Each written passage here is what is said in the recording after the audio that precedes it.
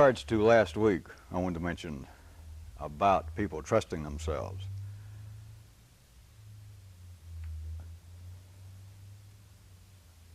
In the beginning, it can appear to be a very simple matter of someone trusting themselves. And you could talk to people in ordinary life about whether they trust themselves.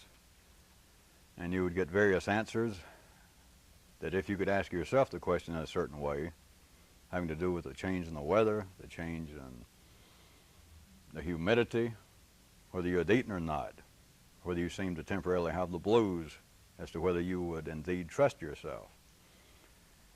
But I also assume that all of you suspect that I refer to something a little deeper than that. It is not an attack, and although an ordinary person would be constructed in such a way as to give what would appear to be a quite real answer of someone saying, yes, I trust myself. I don't drink, I don't take drugs, and I live a very sedate life. I know who I am, I know my position in the hierarchy of my business. And someone else may say, no, I do not trust myself. That's why I've been under analysis for the last 15 years. But all of that is in the same category, because all such people at line level consciousness cannot be trusted. Now we're back to the problem that the words turn upon themselves, because in a sense they can be trusted. I know exactly what line level consciousness will do. I know how far people can be trusted, and it's not just simply a magical trick limited to me. And although all of you, to a certain degree, are left with the same kind of possibilities that I have just mentioned about ordinary people, of feeling at times as, yes, I do trust myself, and at times I do not. All of that is on one level. There is another place, and it is above ordinary consciousness, and it is only there that you can trust yourself. And I'm not going to try and fill in more blanks and tell you that you trust yourself to be a greatly religious person, that you're always a nice person, that you're always a friendly and helpful person. But all of you have some knowledge of the great eternal historical dictum of know thyself. It's traced in the Western world all the way back to the Greeks. I have even made reference to it, but you should by now have a suspicion that it operates on another level. It is not saying, yes, I know myself, that I know at times I can be irrationally mad. I know at times I can be greedy. Yeah, I know myself. That is not knowledge of oneself, because a person in that position still takes it all seriously. That I can trust myself up to a point. I can trust myself probably to be honest. But to tell you the truth, if I found $50,000 in cash in an envelope and a phone number written on it, you know, let's be honest. I'll tell you the truth, I might keep it. Especially if I thought that, unless I was afraid some poor person had lost it that really needed it.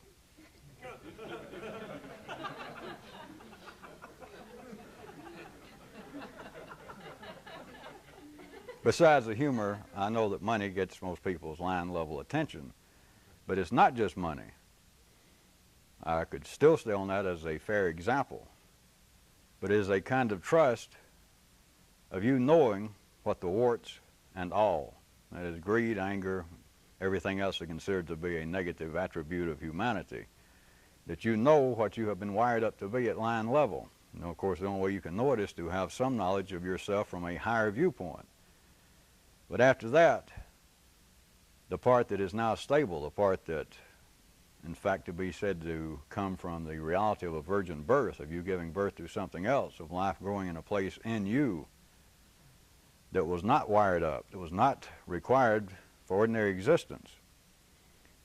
It is only in that one place that nothing can be moved. It is in that one place, I also suggest to you, that all the religions that life has taught through man in the religious context of how it would be if I were I'm talking about a real good Jew, if I were a real Buddhist, if I were a real Muslim, then here is what the prophet said. Here is what Allah told the prophet, and it's written right here. If I could only be a real good Muslim, I would live by that. It wouldn't matter whether people lost money that I found. It wouldn't matter if my neighbor insulted me. You could depend on me to be a good Muslim.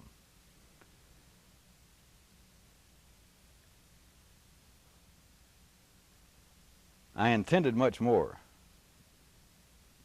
last week. It's part of why I wrote it and did not come here and deliver it. It has a particular potential effect that leaves a certain kind of ground that I might stand here personally and plow up so much that some of you would miss an opportunity to find something on your own.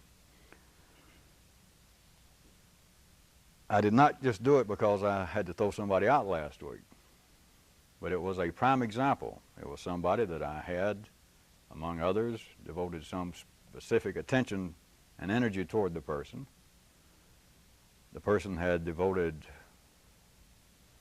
no small amount of energy into this thing themselves. And yet there it was after the warning. And I'm not telling you what the person would have to say now, but I'm telling you what would be ordinarily expected, that a person's internal voices could point out, well, I would have never done that had I not been drinking. And I don't dispute that. But are any of you going to be left with a continuing belief that all of this is in some way a theory, an interesting game, and that you are excused if you were drunk? I would suggest even better alternatives or better rationales than that. I should be excused if someone, knowingly, they should have known, said, did, reminded me of something that they knew would just absolutely inflame me.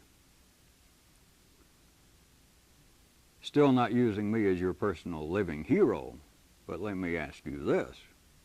Where would any of you be if I took you personally? Where would any of this be if we could not trust me? That is assuming that none of you or all of you have never thought that surely sometime in your life, since you've known me, I had every justification to be pissed at you. That were I an ordinary reasonable person, surely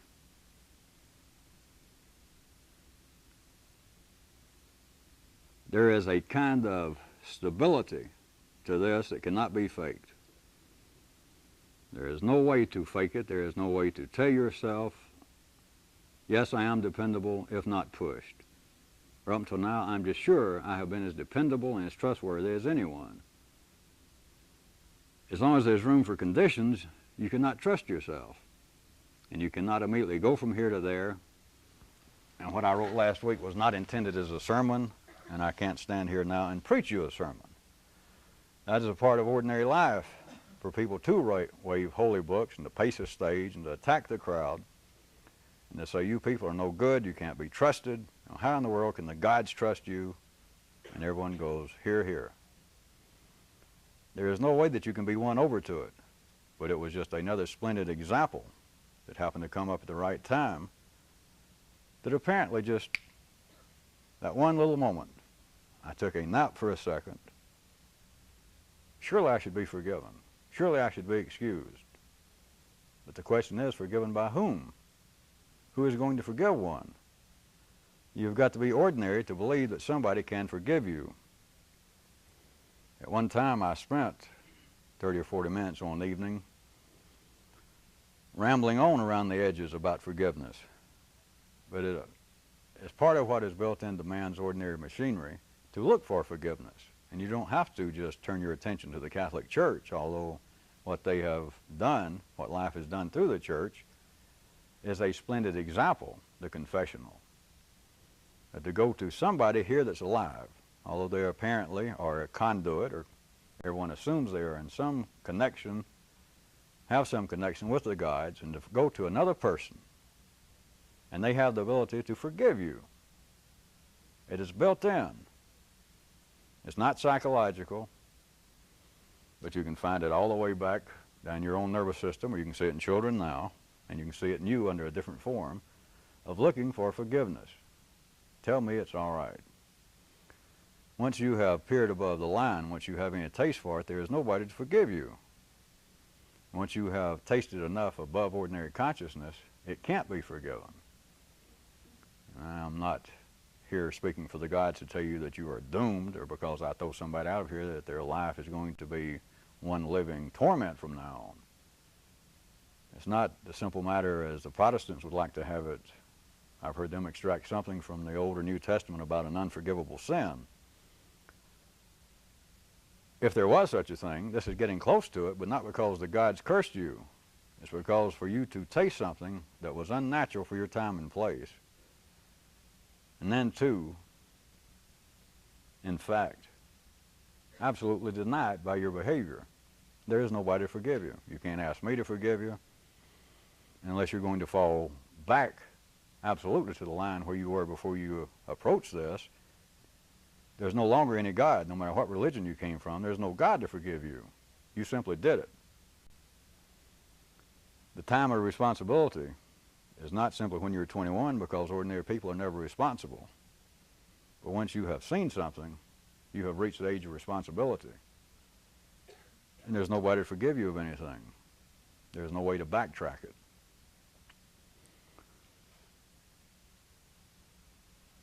Two weeks ago, something I mentioned I want to redirect your attention to.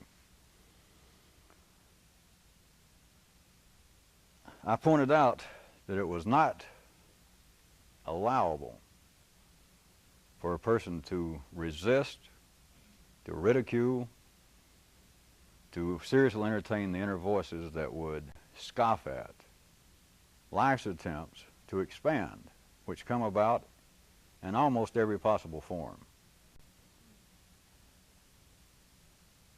And I told you, in a sense, you could get the closest taste you ever had of a holy experience, or what a real living saint would be. But in a less poetic manner, let me point out to you that the experience also gives you a new idea of a kind of astounding breathing room.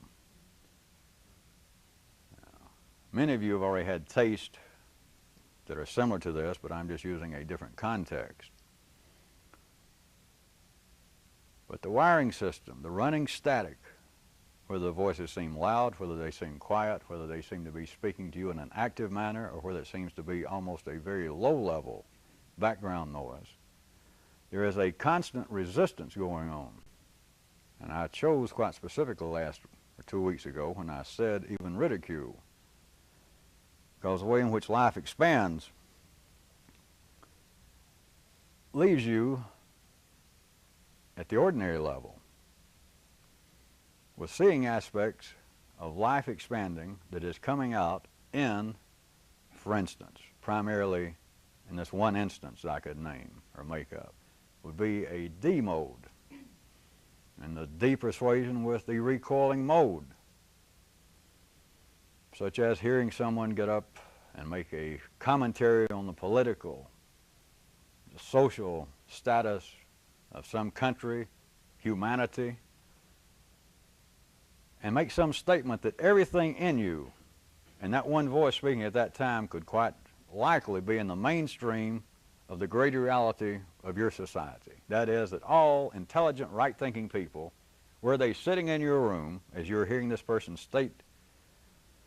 make this statement on TV, that if in your little room all reasonable, intelligent people from this society could suddenly be brought into your room, they would all agree.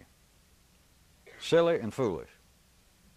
And it quite likely, let us say, is not in line with a strong sea flow. It could actually be, comparably speaking, closer to a recoiling, a resisting aspect of life's expansion.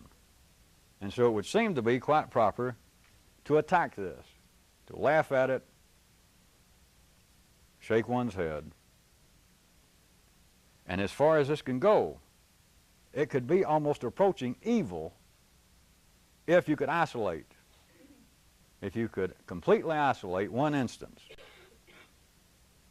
Now, it could be, if that is not clear enough, let me rub your face in it. You simply hear of someone killing someone else. Chop them up with a blender. Now, what I started hinting at several weeks ago, or when I told you outright as a little holiday gift, there is such a thing as evil. Not many people are capable of it. And life is not capable of it in general unless you could isolate one thing. If one person killing another, if one country attacking another, if one person insulting another, if that indeed were the statement of reality, if suddenly life said, hey, I like that. I've been pretty nice, but I'm getting pissed. I don't like that kind of people. Hey, let's go with that. And life started that. That would be then real evil. Life would be killing itself. Life would then be, in its own way, becoming an alcoholic. It would be going insane. But the one instance says that would apparently, in and of themselves, be self-defeating. I redirect your attention one more time. That is not the statement, even the horizontal historical statement of what life is doing. That no matter what seems to be humanity coming up to the verge of world catastrophe, the Great World War II, the fear of a nuclear holocaust now, the periodic rising and ebbing fear that humanity is going to pollute the planet to the point that all life will die. It seems to get up to a point, and it's as though life said, hey, I've been drinking too much. I've been spitting too much on this planet. The general thrust, the expansion is positive growth, not self-destruction. So even taking into allowances, and it takes a while, I understand, to see this. Because in the past, if you recall, I took some effort to point out, especially when people first heard this, that at times they would have voices that would hear this as being some kind of justification for what seemed to be the evil forces at work in the world. Or that seemed to be perhaps that I was up here with some personal opinion saying, listen, the worst things that humanity can do, madmen show up or one country attacks another, and hey, it's all right. It's not a matter of it being all right, but it's a matter until you see it, that nothing goes in a straight line. And there cannot be growth without something being chewed up. Energy cannot be transferred unless something is killed. A situation cannot be altered unless something that is now present, unless it is destroyed. And the destruction might take years, it might take a century. And in fact, the destruction may never reach the point that horizontal consciousness would say, all right, the whole thing has been destroyed. It's like the revitalization of a building, that they may tear it down to the girders, but then they may start doing making a new internal structure. They may put up a new external facade, and when it's through, instead of it being a burnout warehouse that it was 2 years ago, it may now be being sold off and passed off as a upper end condominium.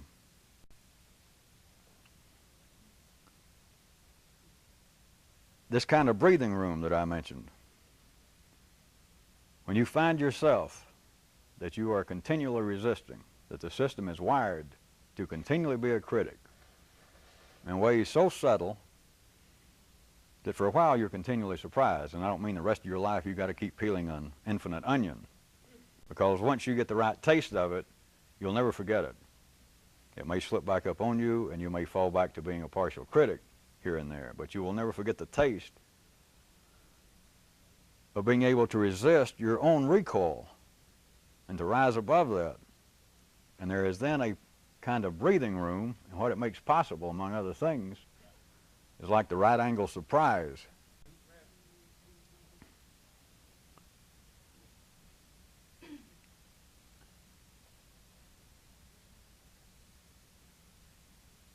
I hesitate, again, to say much more about that specifically, because what you see is what you see. And for me to give many more descriptions, it just serves to set up a potential danger of suggesting what you might see. But you can believe at the time that you are being conscious of what you heard about. Some political conflict, some apparently inhumane act, one man against another. or just some foolish theory that seems to be spreading and gaining adherence.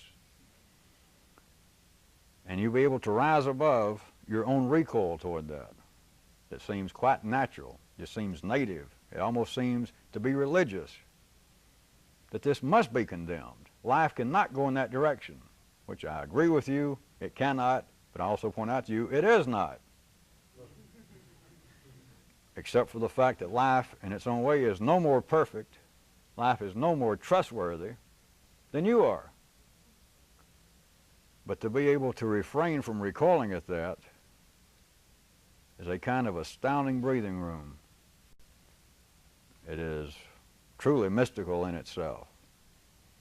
The kinds of things that, under various circumstances, almost all of you have had a little taste of, that time seems to stop.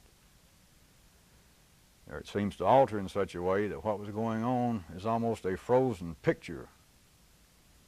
And you can find a place that just suddenly, it's as though you took a sharp right-hand turn in a direction that you never imagined.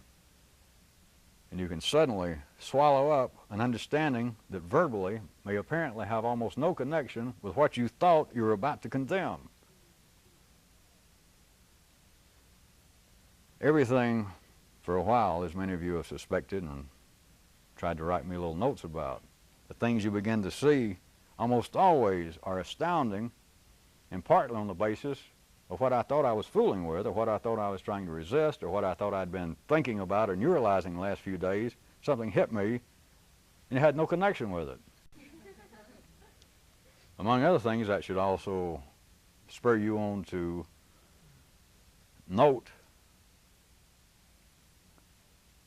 the fallacy of the mind, the yellow circuit saying, well, this has no connection to that. Contraire.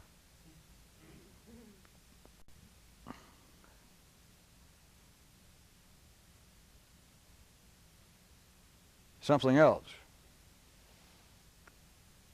To speak of the grid itself, of all humanity being on this living grid and these points crossing, and it's almost as though each person was occupying a place, not just as the diagrams I have drawn, two and even pseudo three-dimensionally, of a graft, like a type of graph paper enclosing a sphere. It's not just two-dimensionally, of course, because there's not just 2 points reaching you. Ultimately, everything is connected in this grid. But if none of you have ever neuralized it in this particular way, let me point out, the grid itself has an electromagnetic field. The grid itself, the whole entire perceivable environment in which humanity lives, has its own electromagnetic field. And one of the observable manifestations of it is that it pulls what seems to be consciousness back and keeps it at the lowest present level. And by lowest level, that is not a negative statement. We're back to line level consciousness, where humanity is, taking into account even slight variations from one society to another, is that magnetic force field of the grid itself pulls consciousness back.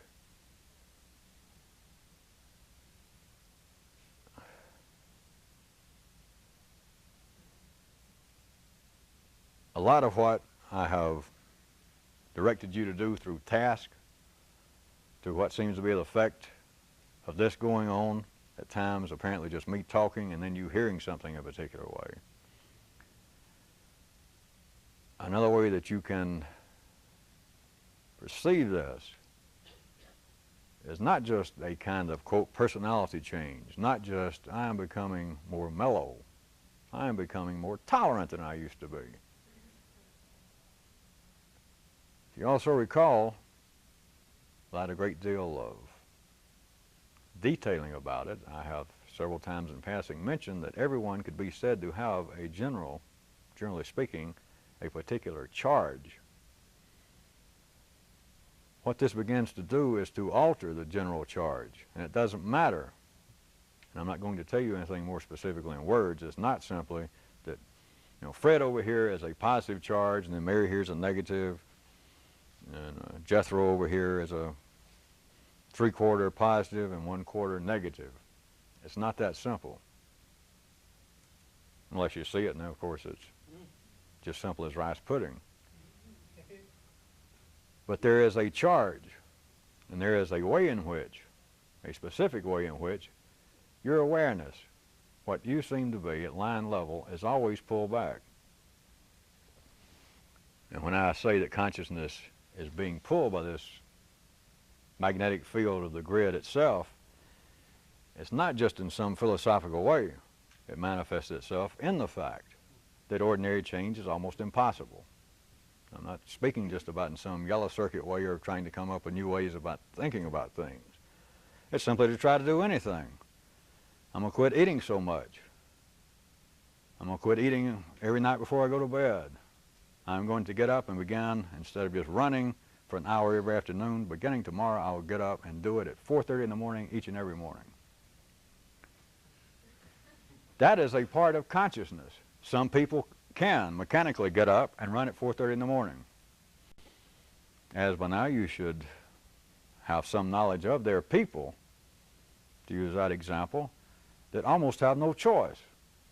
It's not a matter. They've got a particular charge in that area that it's almost impossible that they not get up and run at 4:30.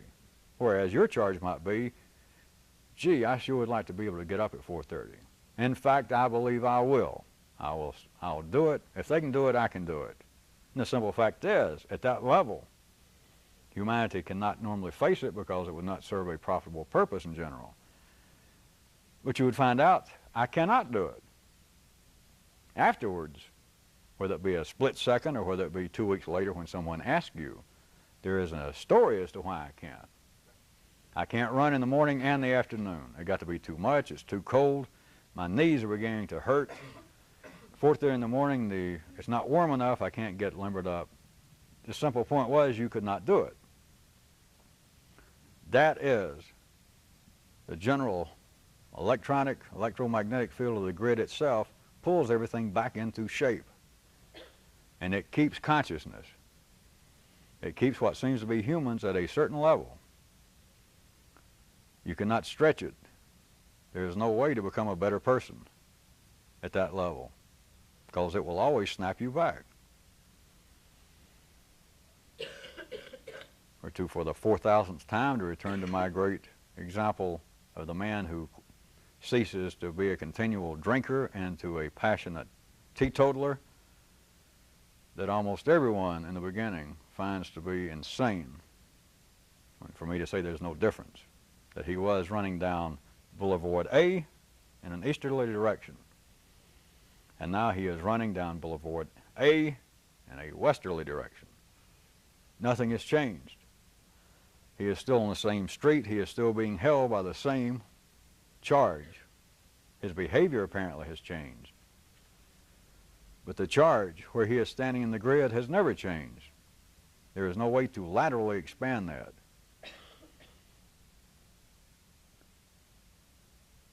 Using my continuing maps of the nervous system and line level consciousness is to begin to rise above it. And then this kind of horizontal eyesight of seeing everybody, of course it's easier to see everyone than it is yourself, that everyone some way is trapped in there. The task that most of you have heard, some of you newer people I may or may not have heard it yet on tape. But there is a way in which to literally see. It's not psychological, and once you see it, it's of no great importance after that. It's no continuing trick to in some way use on people. But you can see it from the presidents, ministers, rabbis, people on the street,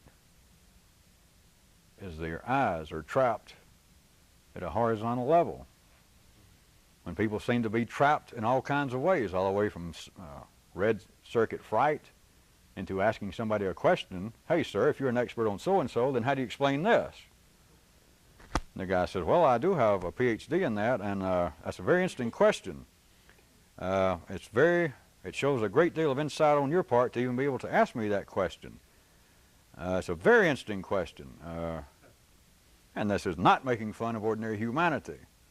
because I was attempting to exaggerate it a wee bit, enough for you to see it, that it does appear, as some of you might have thought, well, there's a guy that suddenly asks him a question he can't think of the answer to, and he's stalling. But in that sense, everyone is stalling.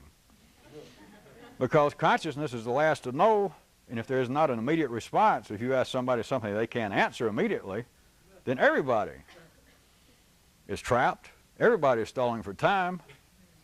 And it does not have to be to the satirical level that I was taking that, my fictitious expert. You simply walk up to someone on the street and say, is this a bus stop for bus 12? And unless it's just an immediate, unless you and them are in a temporary, immediate, grid charge situation, that's almost the quickness of response will be the same as them staying there in a car backfiring and them jump, and them say, is this where bus 12 stops?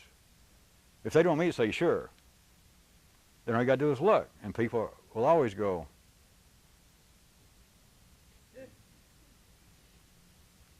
that just may seem to be a psychological trick or a curiosity for me to talk about line level consciousness and me to draw up that diagram of the nervous system, and then this horizontal line, and then the note that people's eyes. The rule is, just look at the general behavior. People do not go. The confines of what seems to be this internal eye that everyone else believes they have, it's like it is rushing back and forth along a horizontal line. It's almost as though you had an animal trapped in a cage, pacing back and forth. Bus 12, I think. I don't know. Where does it go?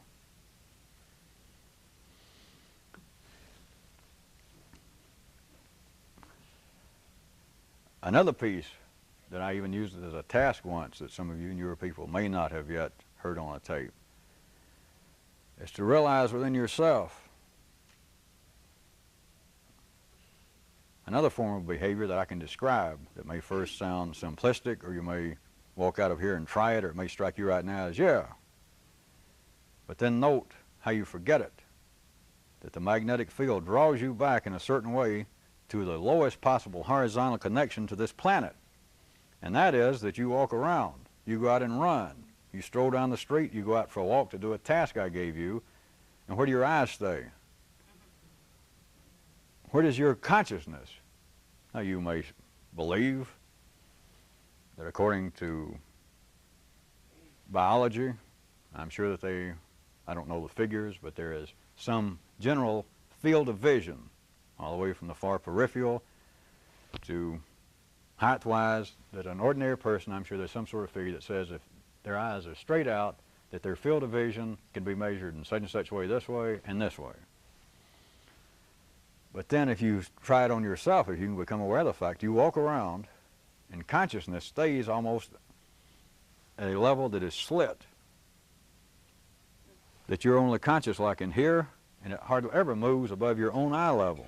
It takes something drastic, a helicopter buzzing your house,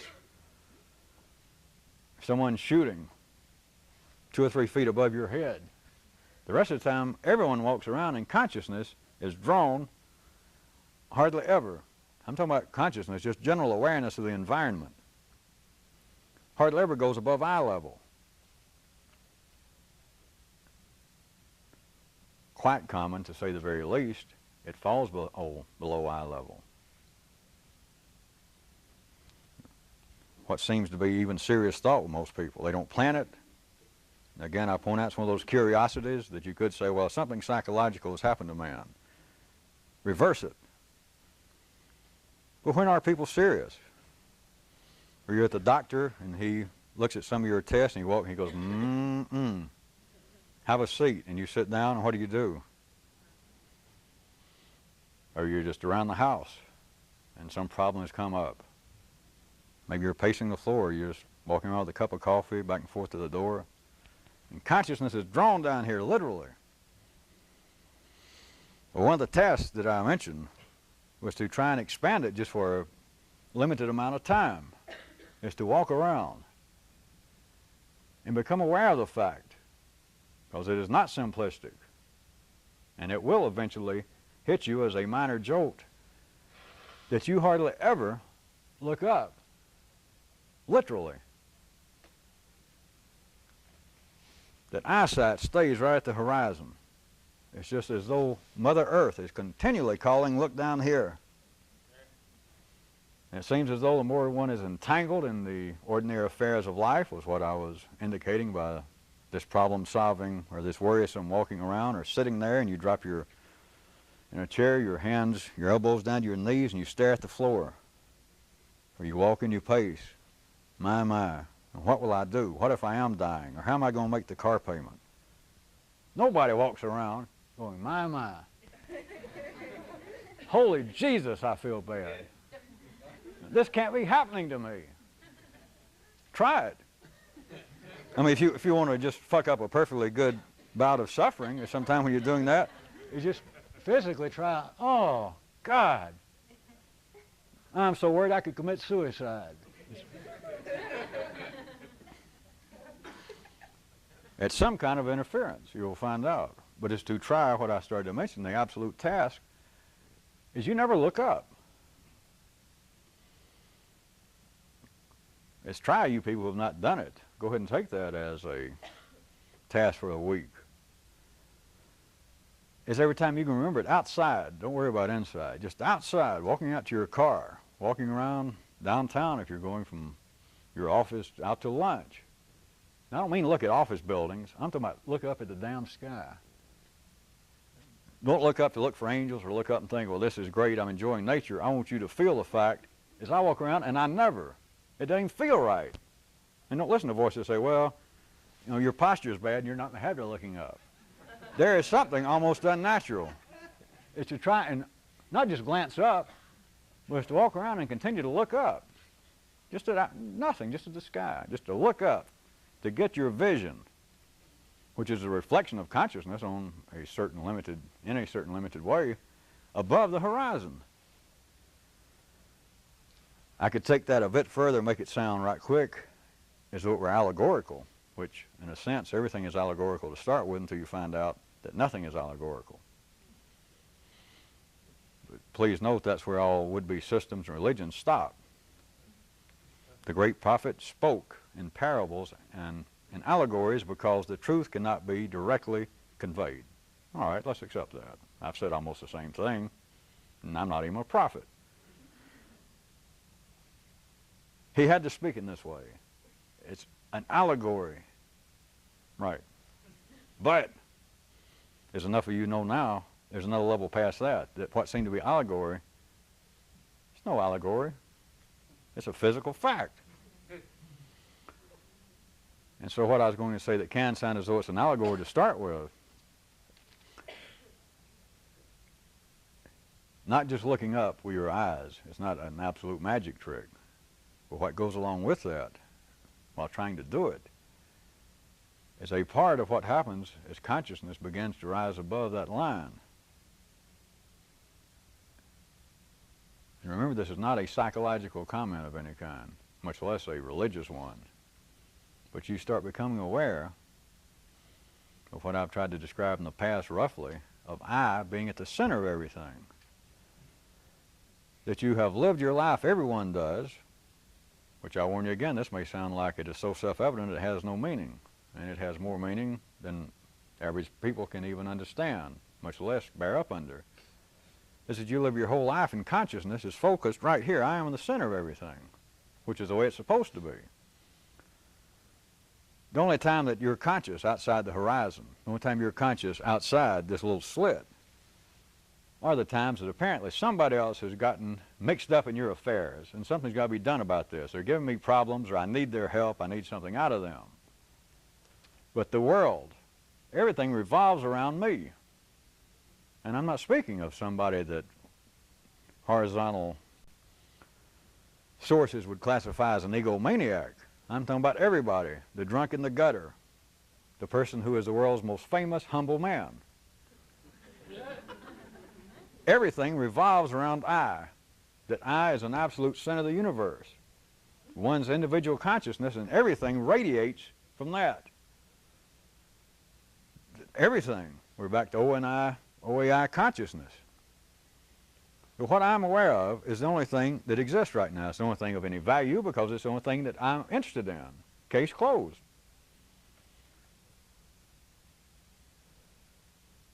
But as consciousness begins to expand, as the kinds of things that many of you are getting peeps of, and the kinds of things that you begin to see there's a reality behind the allegorical stories of religions, it's not simply that you should mechanically try and love your fellow man, that you should look after your fellow man. It's you see that I am not the center of anything. Nobody is. This thing is. That's the center, and we're inside the center. And consciousness expands to the point that everything that's going on affecting you. If what's happened here is happening to me. It's happening to me, or I wouldn't even be aware of it. Of course, then you get better, or an average person, if they heard this and they could hear it in a certain way, they would say getting worse. Is then things that don't interest you. And then things that don't interest you, you see affects you, and then things that you would swear has no effect on me, they do affect me. But then you've reached another kind of level.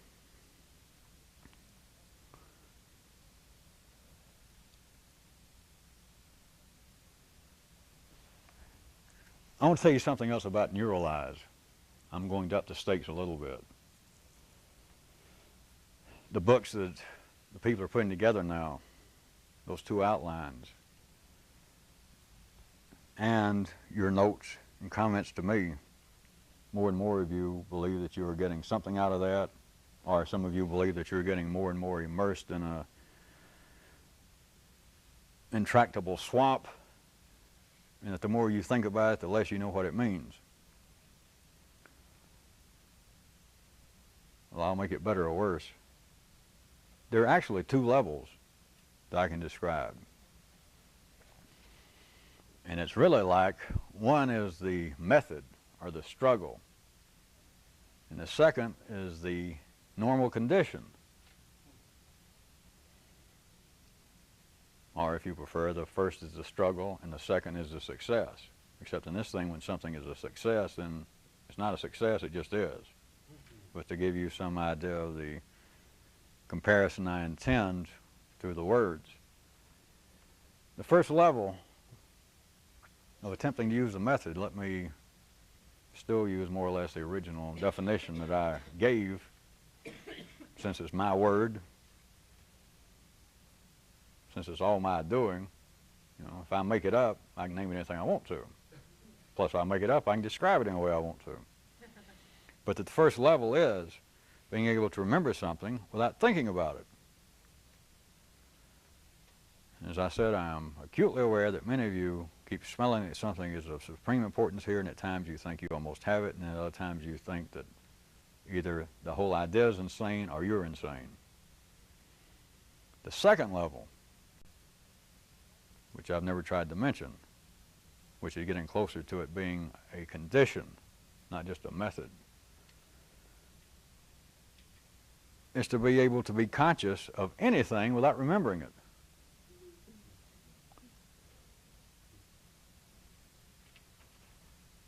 Which, I guess, now that I think about it, I guess could be seen as being even more insane than the first level, or at least my first description. But it is quite possible to remember something without thinking about it. It is, as long as it's the method, as long as it's the attempt. It is the attempt not to let something reach the screen. It is the attempt to be able to become aware of something coming from a projector. Now, I know it's going at the speed of light. Don't tell me all that. It's going from this projector. They turn it on, and here it comes. And at the speed of light, it's going to hit this screen, which seems to be you. And you know, as soon as it flickers, you can catch a particle or a wave. I don't know which camp you people are in physics, whether you believe it's particles or waves. I'll call it the minutest flicker, the smallest molecule of light of this one thought, this one feeling. It's simply, of course, a flow of energy in your system, that it leaves the projector. And before it can get there, to you actually thinking it, you know what it is.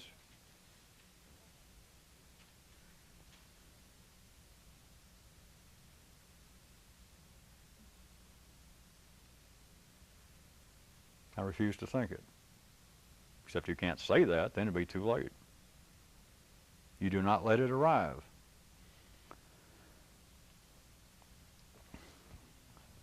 I am completely aware that many of you still find that strange, or you feel as though you almost have it, and then literally it makes no sense. But I assure you that you are surrounded by people here that have tasted that. The description is not worth a good damn once you taste it. Well, it is. I like it. But it doesn't make sense. I could not go out and try to start a religion or make myself famous on that basis. But listen, things that flow through you, thoughts, bad dreams, fears, phobias, hang-ups, traumas, listen, they're flowing in the nervous system, and it's as though continually a guy's turning on a projector, a whole bunch of projectors, and they keep showing these same films over and over, little snippets of stuff. And by the time it can leave back to the projector, by the time it can start up your nervous system, before it can get up here and you actually think it, you can be aware of it, you can be conscious of it, and then not let it get here. Or my story, it's a trial going on down here, and you have a court reporter, and it is not legally, it does not technically exist in a courtroom unless the court reporter gets it. And so the people are talking, they're testifying. Apparently you are testifying to yourself. Apparently a voice from your past, or your mother saying you are no damn good, you'll never be any good. Every time she says it, the court reporter says, all right, let me get that down. It's you taking that as being you. I could use all those kind of examples. Some of them with certain types of people might appear to make a little sense, and then others make no sense. It is simply a fact. You can remember something. No one's ever asked me directly, but if I'm going to up the stakes a little, let me point out.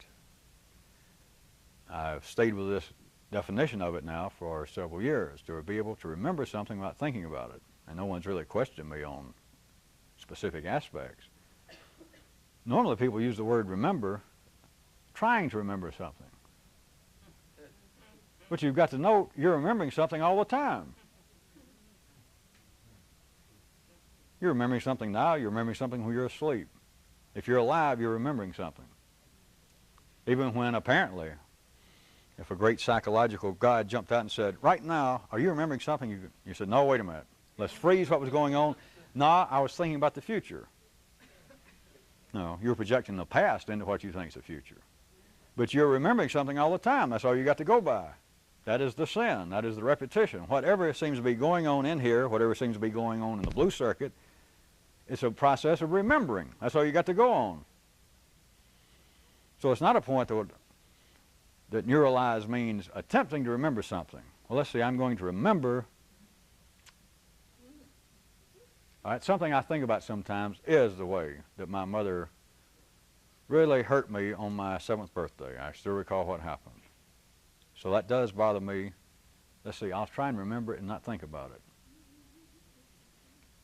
It's not a process at that first stage of trying to remember something, because whatever is going on is a form of memory. So you can continually be remembering something. The system is always remembering something.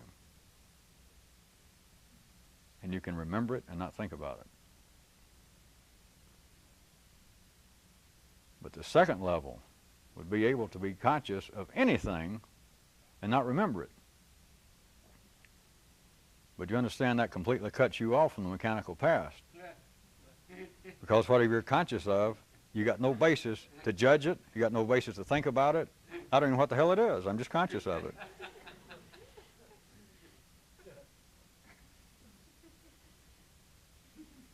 The projector, the courtroom, the tiger behind the door, it knows exactly what it thinks, or what the courtroom thinks. The film, the projector that's up there, he is ready to, oh, that? Wait a minute. Just immediately, he can turn it on. I guess some of you suspect he is a fairly close relative of Zork. But he can turn it on immediately. Oh, that? And here comes the film.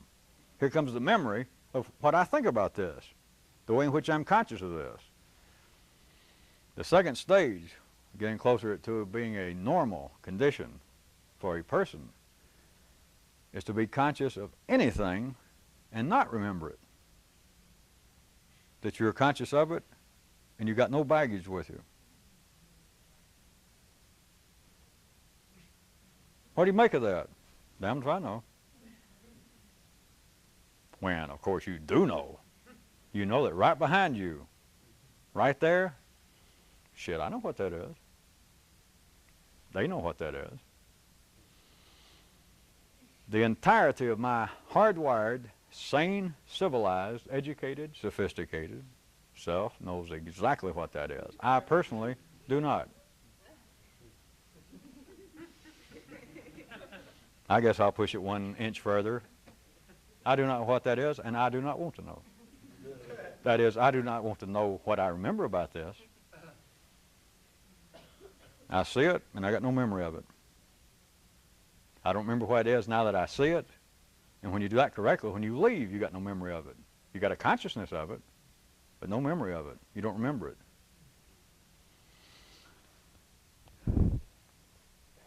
I have tried, I'm going to give you a new term. I got a new one. Because some of you are already playing with this, and it's popped up several times of me twisting around the word neuralize, and to tell you in a certain way to objectively try to picture something. It would be the true profitable use for a few people of what ordinary people think of as imagination. So since I keep giving tasks that I cannot in a short manner explain sometimes the purpose, I got a new term I made up. It's stratograph, or stratograph, not strato. One definition of strata, everyone knows stratosphere, the base word was stratum, which one of the definitions is an artificial layer, which again, coincident, just fits my use exactly, so I didn't have to make up a real strange one. But it is a kind of use that you've got to be close to the second stage of neuralize, that as opposed to being just left the way I described it, that you can be conscious of anything and not remember it. It's when you get better, then you can go back to what I started out describing as being impossible at the first stage. That is, if someone's saying, all right, I've always had a problem with believing my mother did not treat me right. At that level, you can't do anything. But a stratograph, once you get closer to the second level, you don't have to sit around and pick them out. You don't have to sit home and get a book on abnormal psychology and try to find something that will jog your memory. It's just everywhere things jogging your memory. Somebody hollers, mothers are the downfall of American males. And if you belong in this, somewhere in you, there's a slight vibration that goes, You know, I had no great complaint with my mother, but I know what you mean. I can feel a piece of it. And you feel that, and you can produce, attempt to, it's like a second level experiment, but you can produce a stratograph. Now, I have gone to the trouble to make up the word, and so for the time being, I'm not going to tell you anything else about it.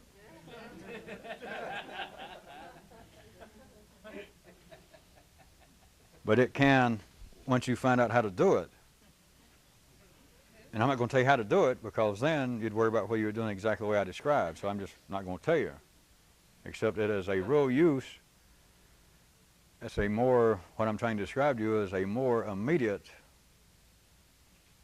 kind of hands-on use of neuralize, other than you thinking of it being as some kind of passive something, of some kind of condition, some kind of yellow circuit condition that you try to get yourself in so that all these untoward, unprofitable urges and energy flows that come through, that maybe some way you'll kind of be buffeted and protected.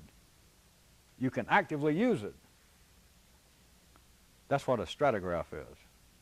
That you can take something that you realize I do react to, that there is a strong, or at least a noticeable, if it's noticeable, it's worthwhile, that I do react to this every time I hear about it.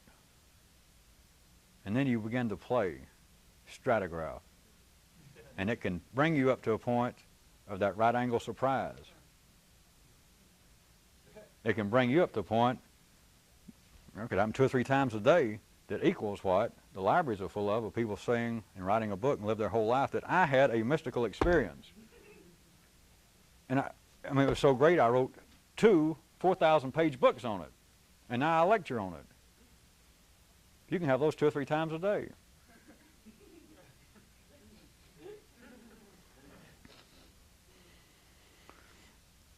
It is, let me push it a little bit further since some of you are getting a little bit. And those of you who don't feel like you are, what else is new? Try and neuralize. Try and be able to remember without thinking about what I'm talking about, because much of what you're doing, and if you're making any kind of effort, I don't describe things, just pull them out of the clear blue sky. All of you are doing pieces of this. It is, to be expected that many of you have not had enough experience to where you recognize I'm describing the very thing that's beginning to happen to you, but that's what I'm doing. But I could also describe like this kind of right angle surprise, a little more specific.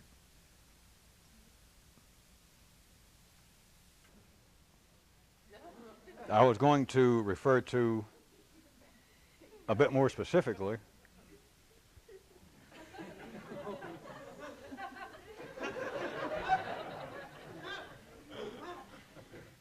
it is like those of you watching on tape will find out what the joke is. I was threatening to walk over and sit down and act like I was a sincere used car salesman and give a little more physical activity. It is like a triaxial corridor. It's a part of what I'm roughly sketching by talking about a right angle surprise. It's the kind of thing that's closely connected with me just saying earlier that many people believe that new information they hear from a source like this is allegory. It's like seeing on your own that mathematics, religion, psychology, the world of sports, that sometimes you may think it was due to my urging or I pointed out something, and then the better you get at it, the closer this gets to being a condition of yours. You can be reading the sports page, you're hearing two people at a street corner violently or passionately discussing sports, and it hits you that they're not talking about sports in a certain way. Life is talking about just the general nature of life. Aha, it's almost sports could be seen. It just hits me right now. If I had a pen, I could write down, I bet, something interesting. Sports is an allegory of the whole human struggle. And it's been done, of course. Or to be reading a book on particle physics, and suddenly something strikes you that, wait, all this thing about these unnatural, inexplicable behavior at the subatomic level, that's an allegory for that's an allegory for the sports world. That's an allegory for a whole segment that just came to me like that of the behavior of humanity. All of that is getting close to what I'm talking about. It's like a triaxial corridor going from ordinary binary-based activity, which everything I mentioned was. Religion, mathematics, physics, everything that's taking place outside of one effort is operating at the binary level. And it's on your own, not because I said it, and it's not through studying my words or anybody else, that you attempt continually to use a method of neuralize. Or now you attempt to even muddy it up further, and since I'm not going to explain it, it's what in the hell would a stratograph be? To be able to try and actively use this, and it'll suddenly jump you down what amounts to a triaxial corridor from what was your apparent study, consideration, pondering of a binary-based activity, religion, psychology, mathematics, anything, sports, that I can almost see this as an allegory to a more cosmic, to a greater understanding having to do with man and his relationships to his environment and to each other. But suddenly it takes you another place that this ain't no allegory. This is a direct, simple, physical fact. You have then gone into another dimension. You have then gone, you could say, from the simplistic world of ordinary consciousness, that everything is as it appears to be, and it's all a great puzzle. It's all almost endless conflict and heartache and disappointment. To go from there to what seems to be a higher level of, wait a minute, human suffering, hostility could be seen as a kind of allegory. It's almost as though it's a gigantic football game going on between different people. Hey, You know, am I getting poetic or what? Am I obviously becoming more conscious to be able to see things in an allegorical way? But there's another place at a right angle that goes from this binary world that, again, I'm not going to explain anymore. That what I thought was allegory, it ain't no allegory. Mathematics is not an allegorical statement. The few equations I came up before I scared so many of you that things could be explained through equations and numbers, that yeah, it can. Isn't that coincidental?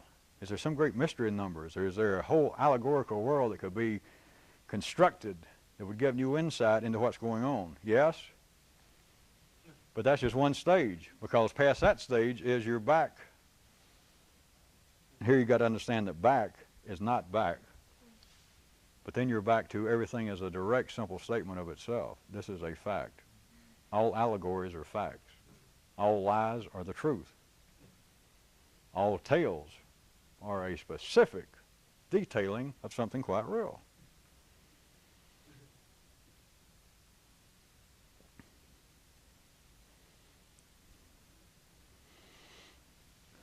One time I mentioned, and this will make 2 times,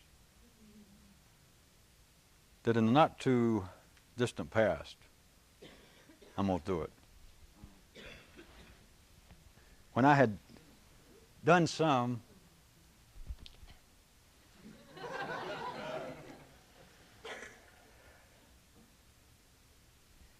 public speaking to a group of people that I'd been around them some length of time, and I was talking to them, as you might now imagine, for a period of several months that seemed to go from here to a certain limited area over here. And one of the people, after a little meeting that I was having with that group, tried to tell me in all sincerity, they tried to preface their remarks by that they meant it as no attack, but they had been around some of you older people. You had traveled there when I first made some public appearances there. And the person said that they just had to tell me, they just had to admit it, that they felt that something was wrong, that being around the people I brought up from Atlanta, or those of you who showed up, there seemed to be a kind of shallowness to them. And it bothered the person. And they were attempting as best they could on a very mechanical level to tell me that, you know, I need some help, or there must be something I'm not seeing, because I don't want to feel this way. I'm just sure that you're something great and the people have to be great. But seriously, I can't shake the feeling they just seem to be shallow. It's a fact. From one level, the person is no longer here, or they're no longer where I was meeting those people. They just drifted away. Compared to the mechanical complexity and the automatic degree of self-conflict within people, the further you pursue this, you do become, I would have never used the word because there is no word, but in a sense, you could be seen as being quite shallow. But let me tell you, I'm an ordinary sensitive person. The kind of conflicts, the kind of problems I see in the world, on large scales between people, and you just seem to be just shallow.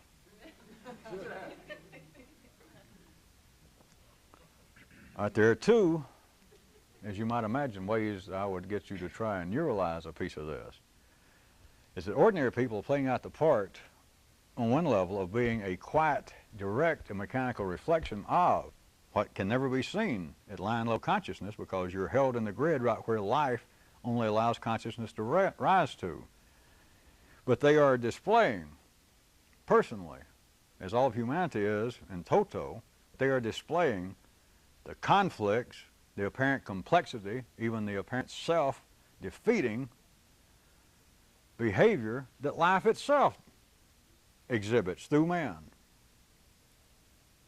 But then on another level, if it was any importance, I'm not bringing this up to say if there's any importance, if anyone ever accuses you of being shallow, it's not a common problem you're going to have. And if it became common, you'd find it's no problem. But on another level, you are on a different level, a better reflection of life by being shallow. Because to some degree, to have an increased understanding is to understand what apparently is the complexity, the problems, the self-conflicting forces in life itself and within other people, of how necessary that is, how it helps sustain and get you where you are, that at line level you're right there with them. It's back in the projection booth, it's behind the door, the courtroom's still going on, the same thing is going on right back here, right down here. But up here, compared to that, yes, I'm shallow, because I see what it is. It's a glimpse of tomorrow, that tomorrow what's going on right now will be of no consequence. It'll be another level, another expansion of new conflicts. Humanity will be feeling guilty about other things. Right now, well, some of that should be obvious, the way things expand. It's not a straight line, as you see by now, but for instance, sex, I started to point out. The people, large segments of people, that is, a large segment of life coming through a large segment of people now, are no longer guilty about sexual matters, certain sexual matters, that your father was, that one generation ago, really sensitive about, and now their children, you know, sure, I dress up like a woman, so what? You know, shame on you. And the person thinks, hey, you know, bother me, you're out of step, you're an old fogey. And it's not just a generational gap, but I'm simply pointing out that that which one segment of people consider to be a serious problem, and it can go through stages. It can apparently take a step backwards. That's what sociologists or political observers like to point out, that nations seem to go through waves of becoming liberal, and then they go on for several generations, and it becomes conservative, and then it seems to become liberal. It's not that simple, but their observation is based upon reality. The complexity, what seems to be, and in fact it could be passed off in many, many areas of life's body, that is, many areas of the world, that there is a kind of proof of one's sophistication. Now listen quick, I'm not going to dwell on this forever, because it's not an attack on people. But the people sitting around here, New York, Paris, all the real neat places. I guess I should have left here out. But imagine, sophisticated. We're talking about people that's dressed in whatever this week's fashion is. They've been out to this week's popular nightclub restaurant, whatever this week's topic of conversation among professional, young, struggling people. They're staying around now at a cocktail party later. They're over at one of the person's condos. That's not what they call them in New York, though, is it? But they're staying around, and they're discussing. And there seems to be, in this little isolated party of these people, the discussion of conflicts, whether it be them discussing the conflict of, does this new wave of theatrical presentations going on Broadway now, or off-Broadway at least, or off-Broadway, that certain critics have labeled less and such, is this really a step forward over the generation of, say,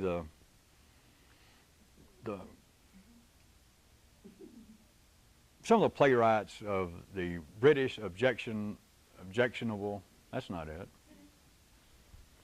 some school that had been identified. Is this indeed a move forward, or in the field of music, or since Bernstein has left the New York Philharmonic, has it gone down? And they apparently are discussing it in a very serious way. Or have you contributed money to the starving children in such and such country? Or, which one do you give to? What can we do? Or what do we do about the crime in the streets? There apparently is it's almost a sign of sophistication and education, awareness, to be in touch with conflicts. And that's the way it should be. And if you were inclined, if there could be such a thing, to have increased understanding and still engage in mechanical behavior, which is not true, but if you could and you were dropped there, and suddenly everybody looked at you or talked to you a few minutes, and you couldn't help yourself, which again is not true, they would all go off and leave you and say, what a shallow person.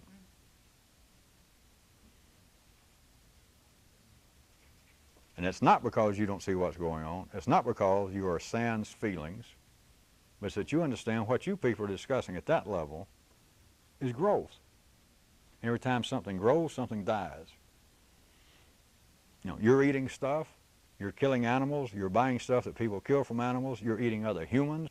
Humans fertilize this planet. Every time you get a carrot, you're eating a piece of your grandmother, assuming she's dead. You're eating humanity. It is a self-fueling unit. And I see what it is. I also see the part you're playing in it. And I also see that you people think I'm shallow, if you could do the impossible and you allowed it to show. You are both being a reflection of what life is doing. I bring all this up for a reason. I'm going to leave it at. Because some of you at times feel as though you're becoming shallow. But that's when you're back in the hands of the Philistines running the trial. You're back in the hands of judges and attorneys and juries. You're back in the hands of the past. Now, what happened to me, I used to be so concerned about things.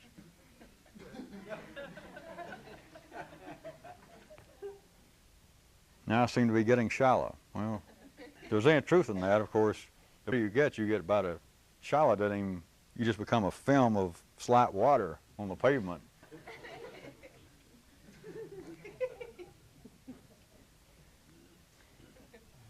Let me note something else. You realize that it does take all kinds, or there wouldn't be all kinds?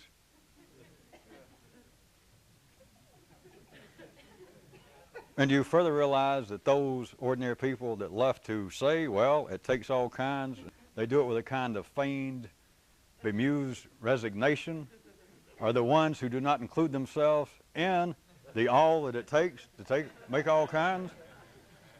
It's only them that say, well, it takes all kinds. Well, what they're not counting themselves among all kinds.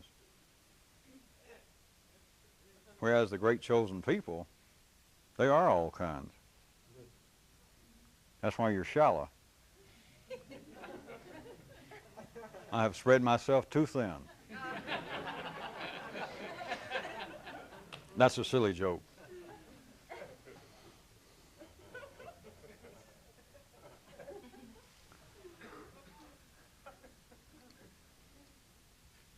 Before I stop, I had a couple of things I was going to read.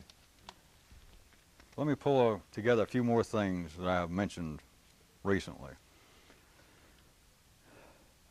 Are all of you aware of the historical and the continuing fascination at the ordinary level of the themes of destruction? If I may draw two widely varying examples that I assume most of you have some knowledge of. How about literature that's fairly serious and fairly recent, The Lord of the Flies. These kids being thrown in a position where there was no role models, there was no civilization, and they, in essence, what I remember of it, I know the basic theme, had to start civilization from scratch, and they replayed all the damn torments and follies and hostility and warfare that their grown-ups had done in their lost civilization, their former world. All the way from that to a more recent movie, The Road Warrior, the thing set in Australia. Just everything in the world had been blown up in some vague way, the nations had, and a few bands of people left here and there were out just back being savages. And now the price of life, the reason for living was to get your hands on another gallon of gasoline so that you could move about.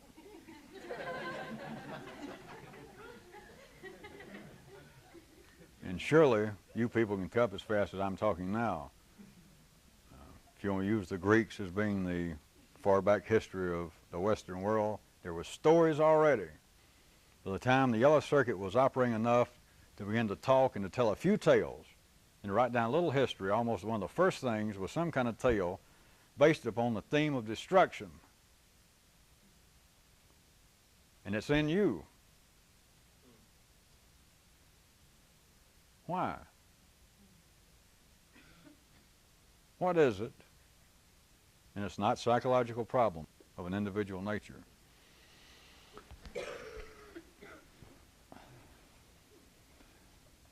Well, before I give you any strong hint, how about probably the greater encompassing example is the continuing fascination with military warfare, the history thereof. I've not made an exact count, but I can walk through a bookstore nowadays, and there'll be a whole section labeled military history. And I'm talking about a nice size section. You can just glance down. It's just about every war you could imagine. You know, the truth about such and such mad dog general. By his wife, by his mistress, an apology about him, a psychoanalysis of him after the fact, the horrible wars.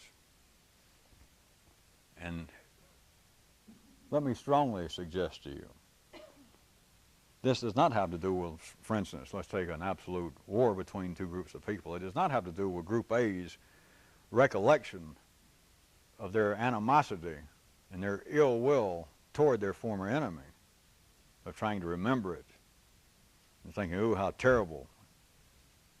People read about wars they've never been connected with.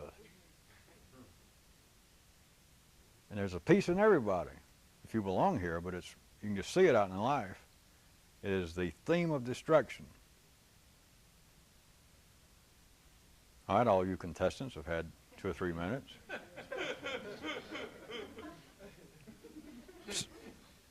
Since I do not give an exact answer,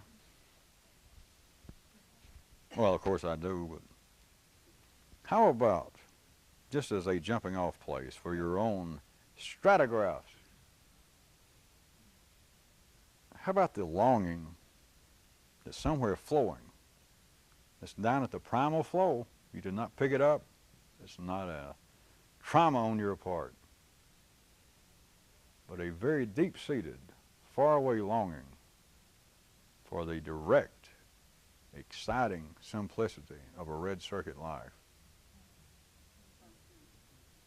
That, oh yeah, up here, and getting down a little bit into here, a little bleed over in the crosstalk, but up here is, my God, to consider the scenario and the distinct possibility of out-and-out atomic warfare, destroying this planet. And then you turn on a movie that here it is, it's happened. And here's these bands of raggedy people. They're back killing each other. They're fighting over gasoline. Of course, that movie was a small, brought up to date, instead of it being blown back to the Stone Age. You know, it didn't, for some reason, it didn't blow up all the cars, and now cars were it. So you just keep traveling.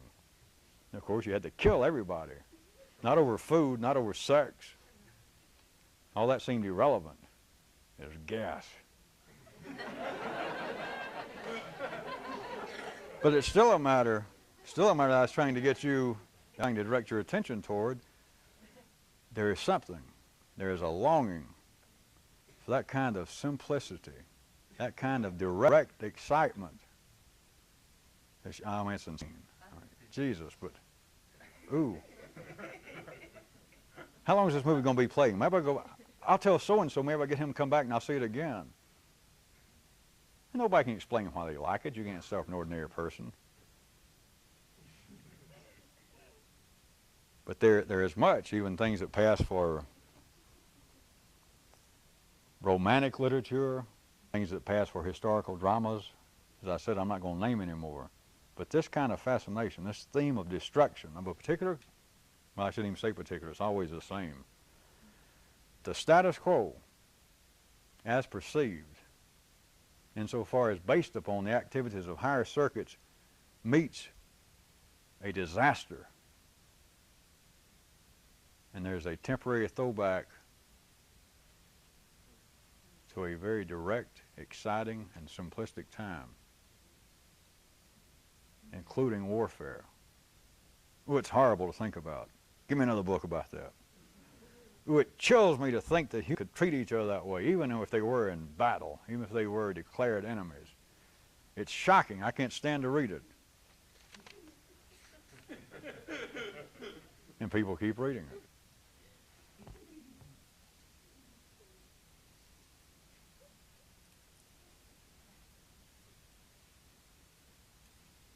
Everyone's interested in death. I thought we talk of it so seldom. How about this? Maybe this will be a good place to stop, since everyone likes to be left with a certain potential to laugh. I don't say it as a joke.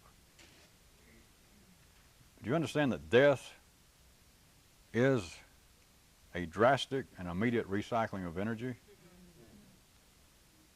I am talking drastic. I'm talking about there on the spot. There is a form of drastic recycling of energy right then. And people in certain parts of life's body continue to be driven to cry out, why is there death?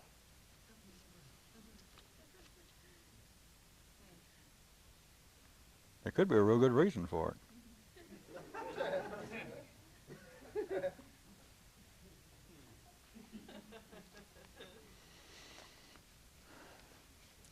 For the people on tape, before I read these, I'm going ahead and start putting some things on tape. And from now on, you making the tape like a drastic cut somewhere. We'll consider me standing here right now babbling and picking my teeth to be this cut. And once the people in other cities have heard this, if this goes on file, which I guess we'll be keeping a copy of everything, at least one copy, somewhere down the line, this will be the place to cut it. Those of you who will be doing such things, like the cameramen and video people, is eventually this should be cut out. But since the people are still meeting in some of the other cities and are getting this, and for you people here. One thing is, the list of names that I gave, and I told you I wanted you to every night read to yourself each person's name and to remember them.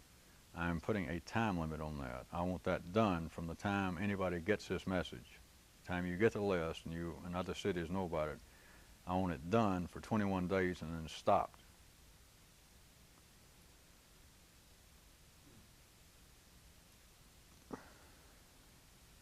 And what I mentioned last week, that I meant absolutely.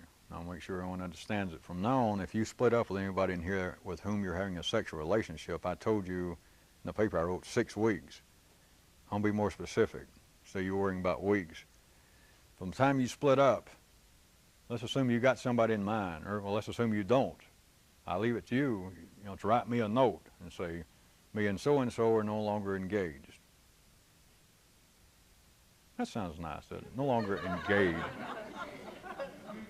I don't mean with rings, I mean, we're no longer engaged.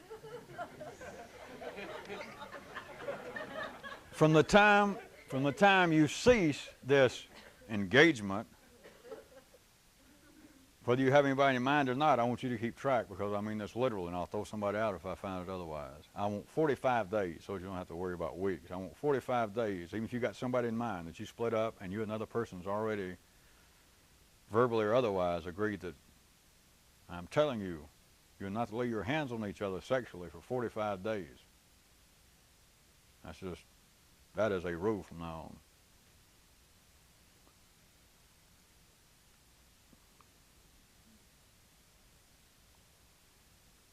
I guess we'll stop it there. I was going to give as a task that which I already had mentioned, kind of in general, is to try for the next week, every time you're outside,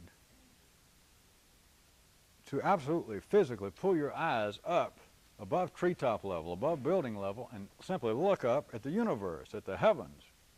Don't look for angels, don't look for a mystical experience, but do be aware of whatever you can be aware of in you, of a kind of almost jolt. I'm not going to tell you any more, I don't want to suggest things, but try and get your attention off of this damn planet. And you see if it's as easy as, well, all you got to do is just turn your eyes up. You don't even have to raise your head. You can just do your eyes up. Oh, yeah? Try it. And I do want to include one more. The things I pointed out that almost all of you have got a little knowledge of, if not experience, of such things as me pointing out that you can be depressed as hell or feel like that you have got the terminal blahs, and you can go out and run if you can make yourself do it and come back and they're gone.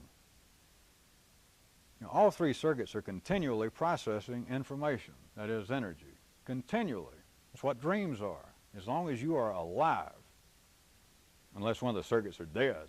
Oh, this is just an aside, but what they're referring to as brain dead and such as that, you can actually knock off what amounts to one of the circuits processing information.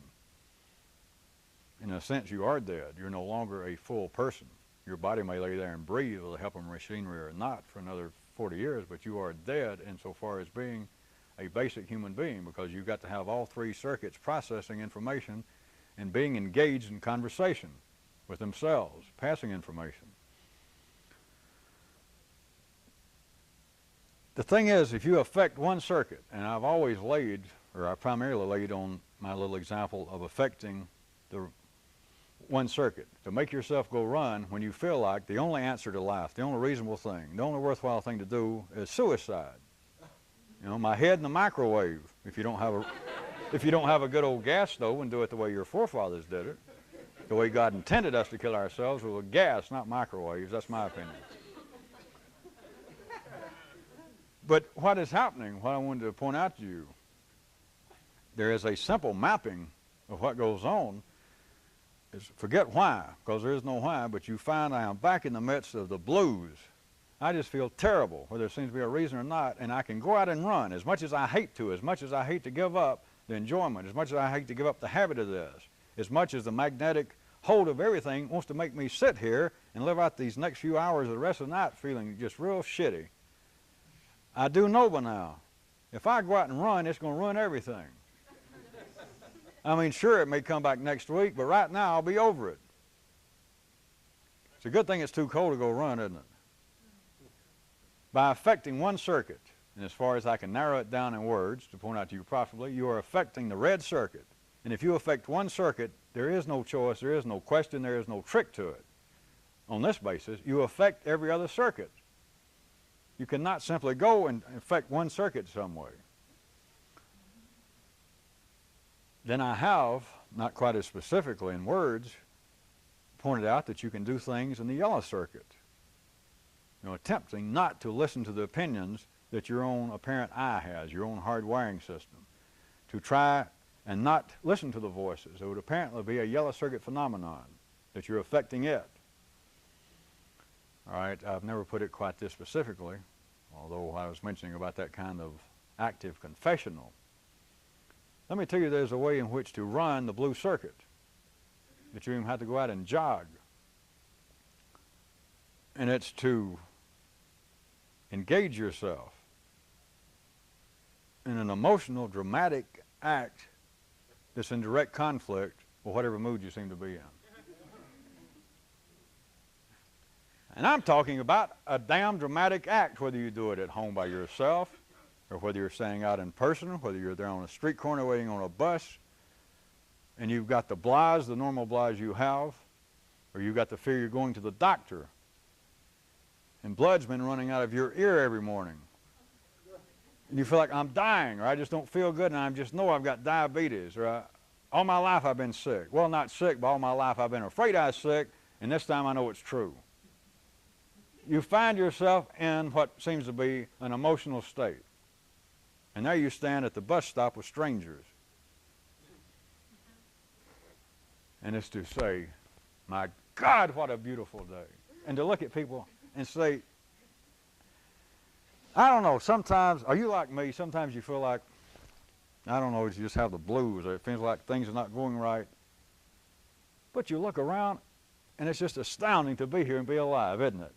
I'm talking about put on a dramatic act that's in direct conflict with the way you apparently feel. That is taking the blue circuit out for a run.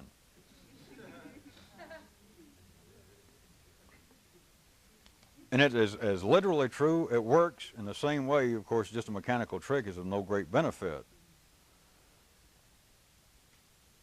But it works in the same way. Attacking a different circuit than getting out running will make you get over suicide, at least for that evening. That running far enough will get rid of the blues, no matter whether they seem to have a specific cause or whether there's no cause at all. You will come back. And of course, some of the circuits can say, yeah, big deal, big trick. All you did was make us all so tired. We're still worried. We're still upset. we're still upset down here, and all you did was wear us out. That's no big trick. Then you can say, yeah, hey, oh, I know. I can't trick you. I can't fool you. This is still, we're still dealing with the method and not really the normal state of it. What I was going to give you as a more specific task with that short explanation is at least 3 times between now and next Thursday. And you understand one more time by me using an example on a street corner. If you want to do that with strangers, you understand none of this is simply to put you in some kind of position to bring about some mechanical form of self-consciousness. It's not to prove, well, I can do things I never did. Because to do it correctly, nobody has to look at it. Nobody should have any feeling that you're putting on an act. The hardwiring, the magnetic field of the whole situation between you and these 3 or 4 strangers that just seem to be accidentally drawn together there at the same bus stop. Let us say that all 3 or 4 of them may never do anything like that, and they may go, ooh. But you simply do it. It's, my God, isn't it a great day to be alive? And you know what? I'm dying of cancer, and I've never felt better in my life. I have never felt better. I guess you'd be thankful for your health, but hell, I'm unhealthy, I'm dying, and I still feel good. But it has to be, when I say a dramatic act, it simply has to be, as all of you should know by now, it has to be the point that all of your hardwired system goes, good grief, that it shudders, that it wants to say, listen, I feel embarrassed for you, or I feel frightened for you. That, as long as you got to that point, you're being dramatic. And with many people sitting right here in this room, you don't have to, do me saying, God, I feel good. Many of you, all you'd have to do is turn around to a stranger, a particular stranger. You don't know why, but this kind of person is just turn around to them and almost speak as a dramatic act to you. Just turn around to them and say, nice day, isn't it? And to many of you, in the right conditions, that is all you could stand. It's just to go, pretty nice day, isn't it?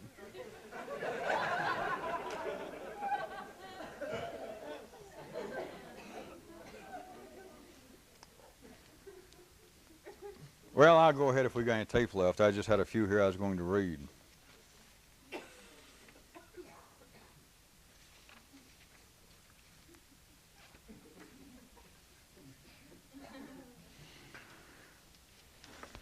Once in a great while, when God can spare the time, he sets up a stand on a busy street corner. And he engages in a fast shuffling of the little balls under the walnut shells, and attracting the curious crowd. He tells them to keep their eye on the little ball, and he takes their bets. The people who crowd around have gotten into the habit of calling the little ball they're looking for the little rascal.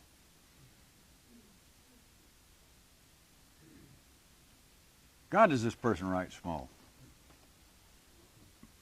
I liked it when I read it. The people put down their bets, and he continues to take their money, to move the shells around, and then when he picks up the shell that they have picked, it is never there.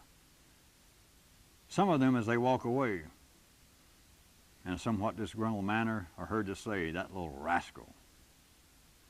And a few of them even walk away saying, well, that little rascal, and they smile, seemingly waiting with anticipation for their next payday so that they can come back and play again.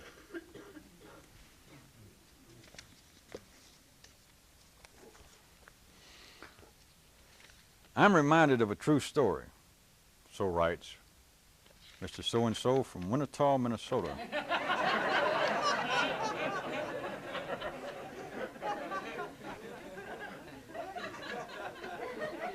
He says, Dear Dr. Oregano, I'm reminded of a true story that I just made up about a poor man who constantly was trying to get rich and make a lot of money. This happened a long time ago. And as a matter of fact, he was the first person on this planet to ever make such an attempt. Anyway, after years and years of trying, one scheme after another, and each one somehow coming to no good end, just as he thought he was about to taste success, he was forced to note and to make comment upon the fact that there doesn't seem to be much justice in the world and there's too much resistance. And he thought, all I want is a lot of money, and every time something gets in my way and stops me, give me a break. And as he said this, Oh, and as I said, he was the first person who ever tried to make the attempt of getting all this stuff called money in an abundance and access. It just so happened that this day God, who had been watching him, heard his words. Over the past few years, because God had been interested in watching him, because God hadn't even ever seen anyone try to get all this stuff, because I told you he was the first one that ever tried it.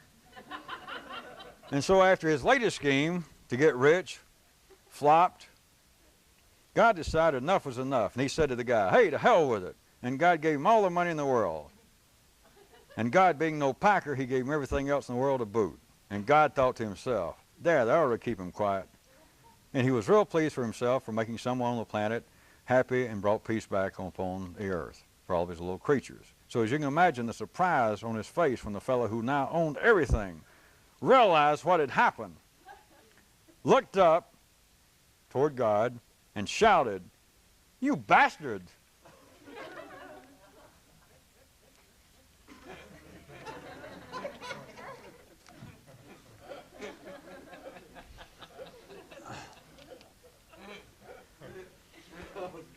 I guess cut it.